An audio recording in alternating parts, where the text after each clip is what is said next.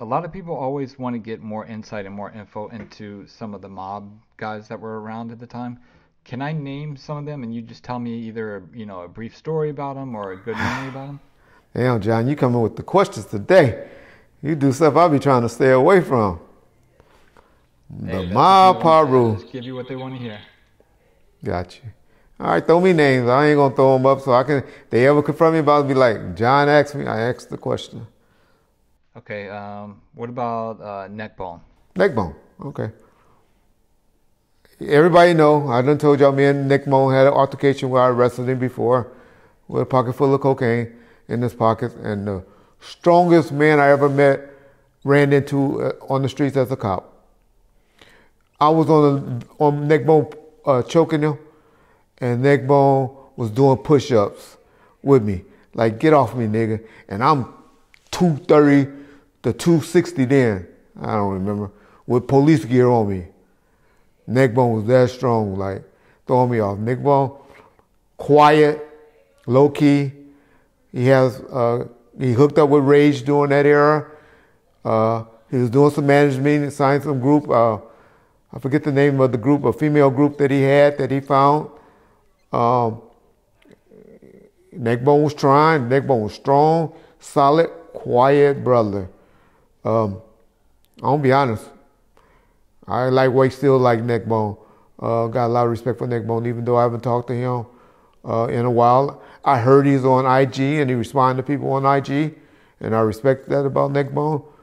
Hell of a basketball player when he was young. Used to have a jumper. He was one of the first ones that had like a Steph Curry jumper from the corner.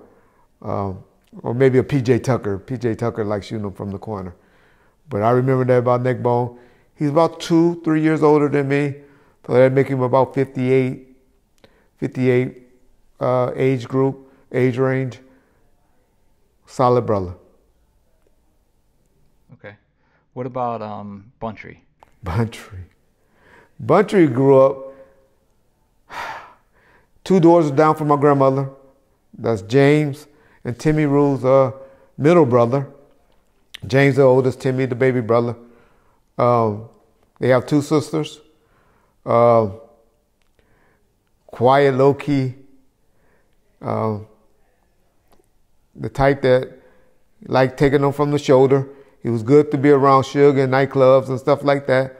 He wasn't one that would be about going on missions and stuff like that. But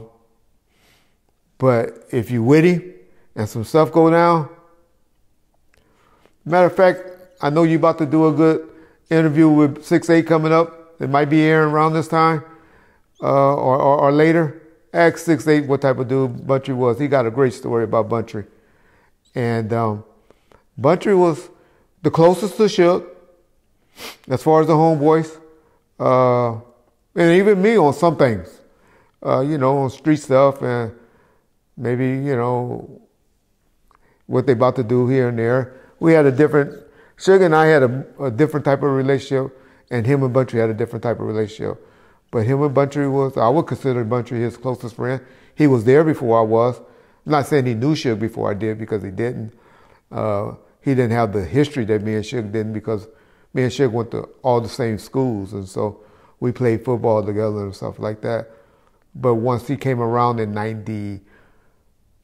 when Bountry came around 92, 93, he was there before because I didn't come around till 94, the end of 94. And it wasn't around daily until like 95, 90, sometime in 95. And so, yeah, him and Bountry was cool. Bountry, never had a friend like me type of words. You listen to those lyrics, you think of Bountry. Okay. What about Heron? Heron, Gotti, ladies' man, pretty boy. When he came out of the pen, he was big as an ox, but when he came home, nigga got small in my opinion. But you look at pictures of Heron, I remember I used to date a girl. I didn't date her, but I knew her. Her name was Shani. And Shani used to tell me all the time, because she lived over there. Her brother was Devo. He was from Elm Lane. And I caught her slipping up a couple times like, boy, Heron coming home, or Heron home. And I really knew she liked Heron. But Heron was the type of dude that don't leave your girl around. He gonna pull your chick. And women liked him. He had those pretty eyes, that nice voice. Good dude. Heron, good dude. We called him Gotti. Don't know if he's from Looters or the Mob. That'd be debatable. Mob claim him, Looters claim that the nigga lived in Cedar Block. So, but he wore a Mob ring, so you'll notice most of the guys that was from Looters didn't wear Mob rings. And he did have a Mob ring on, so I'll say Heron was from Mob. Okay. What about Hen Dog? Hen Dog was a very target. He's the guy that drew the Death Row logo. You know, a lot of people have the input. You'll hear my boy Joe Cool and some other people had input on it. I'm sure Suge put some things like put a number on it or put some chains around the foot. You know, a lot of people had input, but he was the creator and he the one that put it to paper. And so that's who get credit for drawing the artwork. You know, for the Death Row logo. He was one that was always at the office and painting and working. Him and Risky worked close together. I'm sure he's the one that was instrumental in getting Risky involved and bringing Risky in. And quiet, low-key guy. He ended up getting killed in the Denver Lanes area at the Jim Dandy's chicken spot by allegedly some Denver Lane guys. And cool dude, quiet, low-key, didn't say much, but he was with it. Okay. What about Big Rock? Big Rock, Todd Chisholm. Big Rock got locked. This one's for you, huh? Todd got some bad information out there about me. Todd Chisholm really believes that I'm the reason that he's sitting in prison because of one of his, for him getting arrested a second time with a gun and is doing life in prison. It's not true at all. I like Rock Chisholm. I always had respect for Rock Chisholm, Todd, because he was, number one, he was an acrobatic. He used to live down the street from my grandmother, is where he grew up at. And then he moved over into Elm Lane, but he claimed Elm Lane, not Mob. Strong, one of those that could do flips and all of that when we was younger. He's the guy that I always talking about that was the smallest guy in the room and took the fade with Donzelli or bombed on Donzelli from Hollywood when they said, when Suge says Donzelli for doing that, leaking out All Eyes on Me at the stereo shop. You're going to have to take a fade with one of the homies, and Rock was the one that's like, oh, fuck that. I'll take that fade.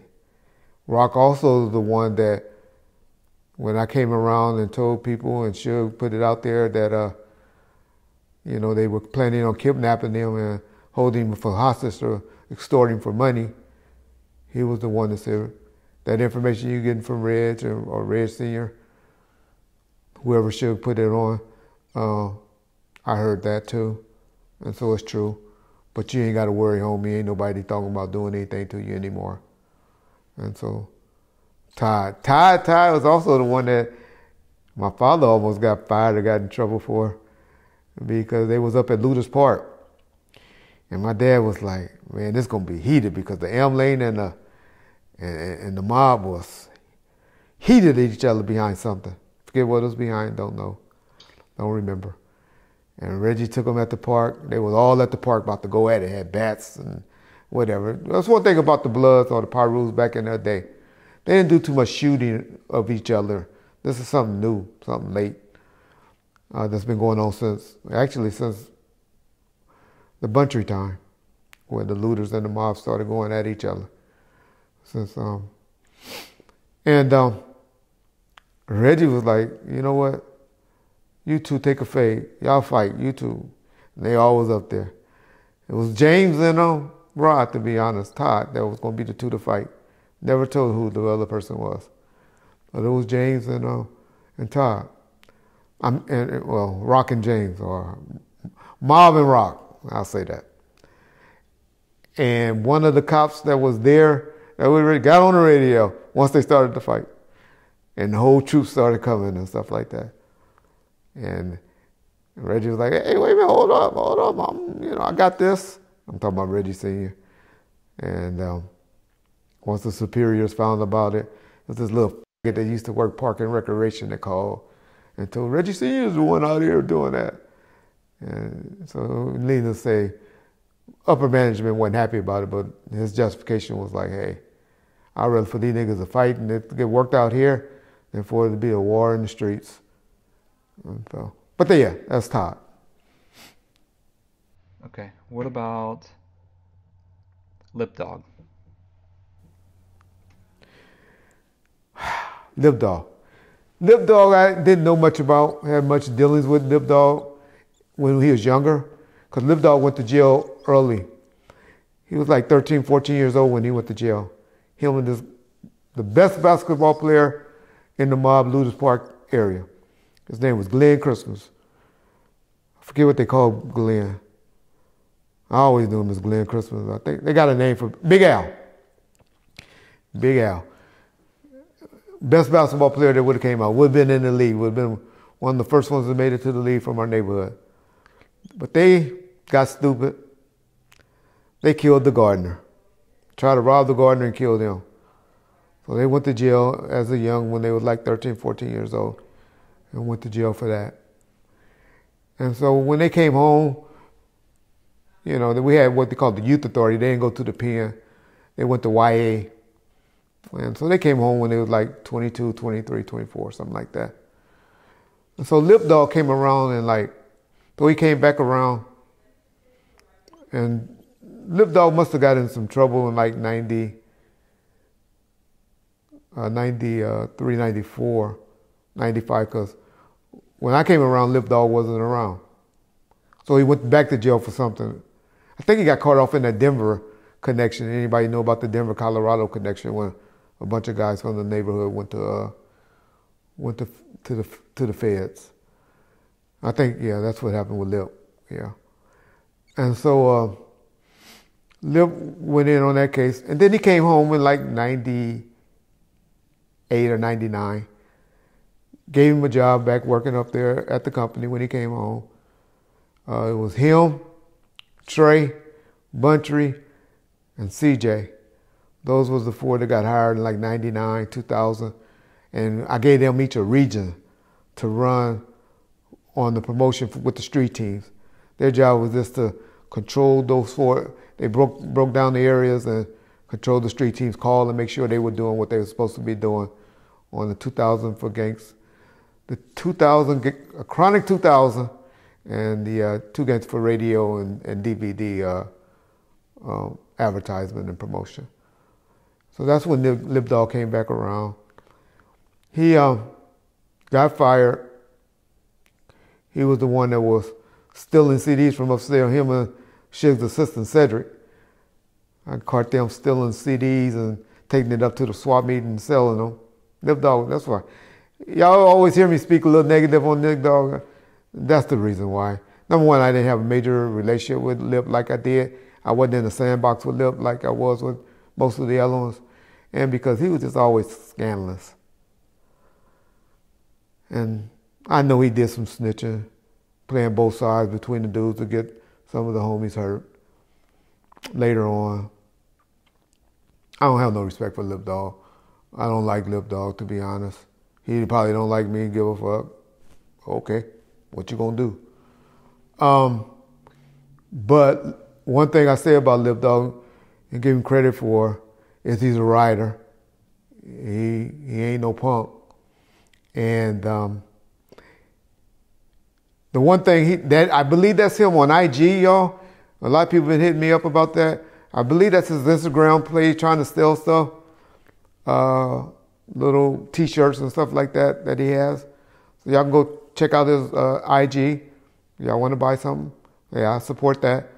But it's a guy that's trying to, from the UK, he sounds like, trying to start up a What's Up app. Y'all telling me?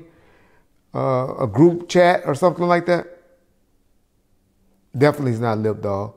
because the guys from the UK got English sounding. He's calling people niggas and stuff when you get mad at him.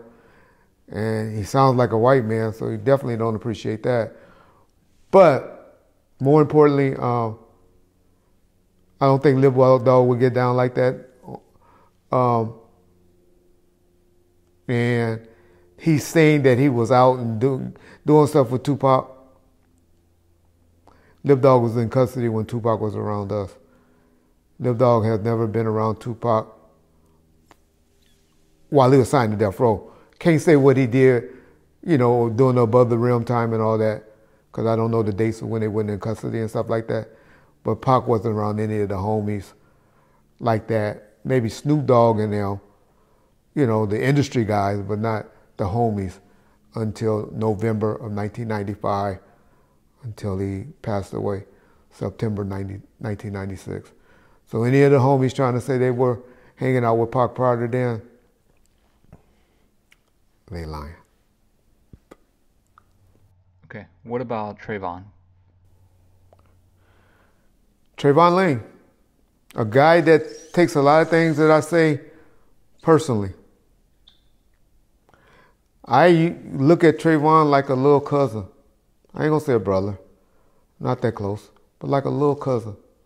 Me and Trevon grew up 3 to 4 houses down the street from me. Trevon, one thing I always respect Trevon for the most, and he don't even know this, we was at Club 662 one night. I have a sister that's about his age that was in there toe up. And dudes was trying to get at her and talk to her and all that. Trevon came over there and said, "Little Reg, come here, Reg." He said, "Man, your sister, check her out. Niggas over there trying to touch on her, feel on her and stuff like that. You need to see about your sister." And most things was just took advantage of this. Trevon was like, pulled my coattail to go and look out for my sister. I think he ended up helping me getting her out and getting her in the car with a friend, and they took her back to her hotel room. So that's one story with Trevon. I mean, that's why I always had respect for Trevon. I was one of the ones Trevon forget. As soon as he came home, we used to have a thing where you take him shopping. Bought that nigga some Air Jordans and stuff like that. Forget about that, but that's cool. That's nothing. Everybody did that for each other. Trevon is not a buster. Trevon got some rider in him. So don't let the little taps and all of that or little innuendos that I say about Trevon take it away like Trevon was scary or anything like that, because I call him youngster or the smallest one around and all that. But by no means do I be meaning that when I say that about Trey. Trey get a bad rap from a lot of people, and he pulled my coattail and told me, "Reg, you one of the ones that started this and pushing that narrative as well."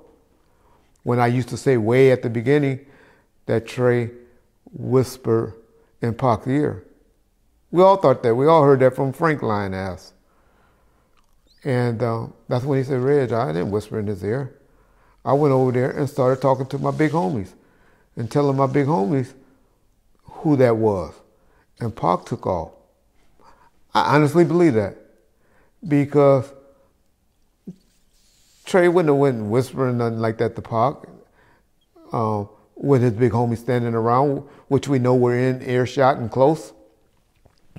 Nobody would have did that. Everybody would have been talking. But that was Pac showing his loyalty to them, and did that.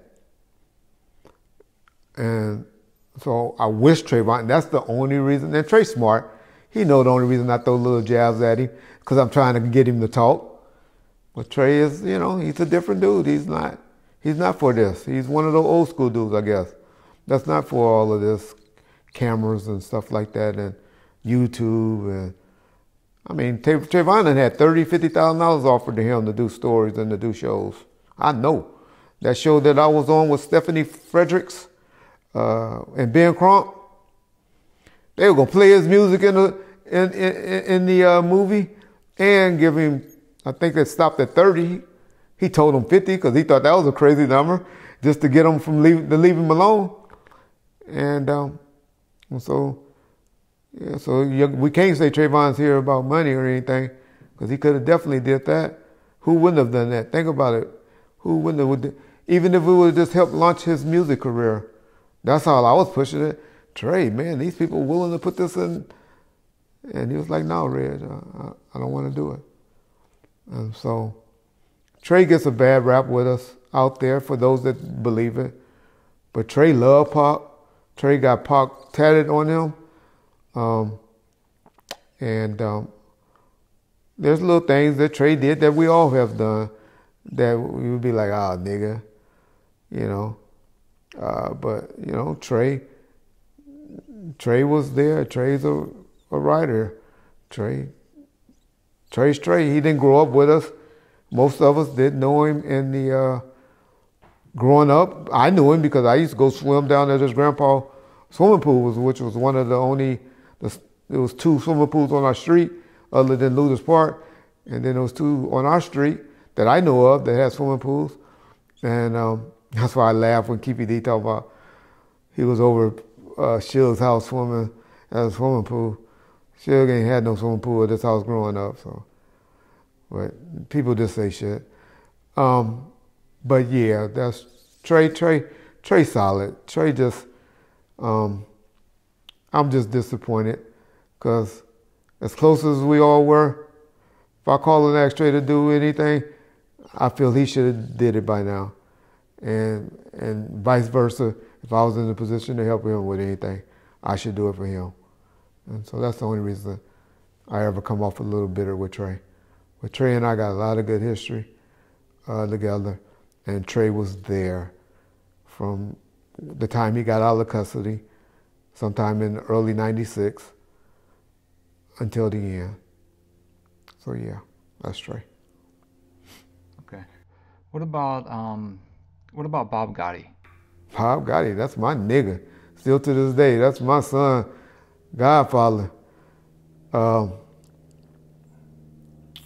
Bob Gotti's a good dude. Bob Gotti's flashy and all of that. Bob Gotti used to catch the rap or wasn't a nigga that would fight you or squab and all of that. Bob Gotti was quick with those, we call them flashlights. He would pull a flashlight on you in a second. Always had a flashlight around. He don't do it anymore because he almost got in trouble. But back then, he always had a flashlight on him. And flashy, good dude. Yeah. I got it to this day and call me, and I'll move, do whatever I can. Bob Gotti come live with me if he ever became homeless. That's how I look at Bob Gotti. That's my nigga. No matter what. But he was around. He went in and out. There's stories that I won't speak on that he got some things with. I'm going to get him one day to tell that Nino Cappuccino story correctly, because he putting a 10 on stuff, on how that stuff went down. But anyway, I won't let Bob tell it because I wasn't there, but Gotti was right there, and he know the real. And he gets sick every time he hear Nino tell that story because he know how that story really went down. Okay. What about, can you speak on George? Oh my God. George told me to keep his name. He sent word to Cynthia and Nunn to tell me to keep his name out of his mouth. Other than what I have already said, y'all know what I said about what George did. George treated me with the utmost respect out of any of them, to be honest, when I first came around Death Row. George, I remember Danny Boy and this girl named Woosie was laughing, talking here, calling me the police and the popo and all that. We was in New Orleans. And George pulled Danny Boy and Nigga, because they were young. They were like the 16, 17-year-olds around. So, oh no, we don't talk to Reggie. We don't talk about Reggie like that. We don't play with Reggie. And so, yeah, that was George. I'll tell y'all a story about George. even though George don't like me speaking on him. But number one, Info Minds is wrong, y'all. Y'all stop calling that man Monkey Man, because that's not the name. I done said it on several times, but Info Mind, where they got that moniker from, I don't know. But I never heard anyone until I heard Info Mind refer to him as Monkey Man. George moniker is G, or Ponytail. And I don't even know if that was just us around Death Row calling him that. And so, but back in like 97, 1997, I think. That's the last time I saw George in person. He was riding down Compton Boulevard, and I was riding down Compton Boulevard. And I had a Chevy Tahoe, that had one-stop plates on it. And he saw the one-stop plates on it. And he thought and that's when he was mad at guys that was working at Death Row because of something that had happened. And he followed me, and I kind of saw it because I knew his green Cadillac with a black top. I knew that car. And I was like, oh, that's that nigga G, because I always was like, shit, that nigga, because he's with it. You tell anybody in your neighborhood, because everybody got that G from their neighborhood, do George 5 times more worse than they do. Trust me. And G, so I said, oh, Lord. And he chased me and followed me. Well, I thought I was getting away, but he pulled up on me. I ran into a dead end down the alley. And he pulled up, but by that time I was like, oh, well, it's about to go down. I jumped out of my car, and he jumped out. He was like, oh, little Rich, I didn't know that was you. Jumped in his car and drove back down the alley. That was the last time I saw George in person. Had some other dealings later on over the phone, because him and Bob Gotti are cool. But yeah, that's the story about George. Yeah, I might not know Reggie Wright or George if things would have went south, if he didn't have the respect for me, like I said, to back down. And yeah, I remember that day very well.